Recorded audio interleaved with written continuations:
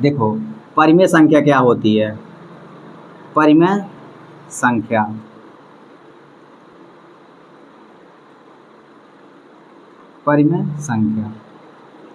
आखिर में ये परिमेय संख्या क्या होता है जानेंगे। जैसे कि कोई भी चीज़ है जिसे हम P बाई क्यू के रूप में लिखते हैं, किसके रूप में लिख देंगे?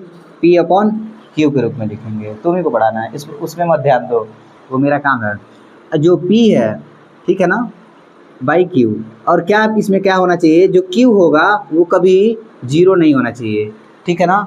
Q के जगह पे कोई भी संख्या आ सकती है, जैसे मान लो 1 आ सकता है, 2 आ सकता है, 3, 4, कुछ भी, कोई भी अंक संख्या हो सकती है, लेकिन जो Q का मान होगा कभी 0 नहीं होना चाहिए, ठीक है ना। और इसको देखो, जो इसको बोलते हैं अंश, क्या बोलेंगे? अंश। और नीचे वाले को बोलते हैं हर। समझ में आ गया?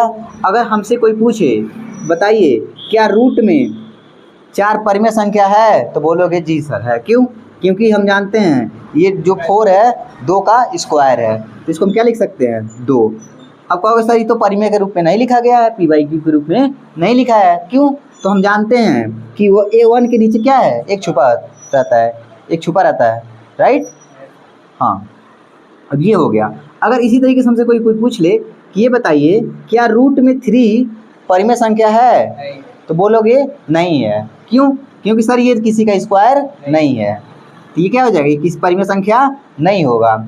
अगर हमसे कोई पूछ ले कि सर क्या 0.12 फिर 0.12 अगर ये संख्या बार बार आती रहती है तो क्या ये परिमेय संख्या होगा? तो नहीं होना चाहिए, नहीं होगा। जब कोई संख्या बार बार रिपीट करती हो, ठीक है ना, जब कोई संख्या बार बार रिपीट करती है तो परिमेय संख्या नहीं होता है। जैसे कि मान लो एग्जाम्पल के लिए हम आपको एक संख्या बताते हैं। जैसे मान ली हमने लिखा 3.33 आता रहे तब ये परिमेय संख्या नहीं होगा, ठीक है ना। तो इतना सारा हम एग्जाम्पल आपको समझा दिए बहुत अच्छे तरीके से।